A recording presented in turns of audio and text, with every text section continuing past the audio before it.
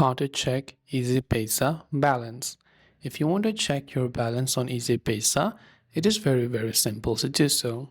First of all, you launch the EasyPaisa app and then just make sure that you log into your account. So during the login, it will ask you for your OTP code and other thing as such. You want to make sure to enter the OTP codes correctly, and when you've done that, after you log in, right on the homepage at the top, you will be able to see your available balance. So you can also use a shortcut number or USSD code and dial them from your telephone, and then you'll be able to know your balance inquiry. But the easier way would be to log into the app directly, and after you log in, there you can see your EasyPaisa balance and you'll be able to find it out. This is the way on how we can check our EasyPaisa balance.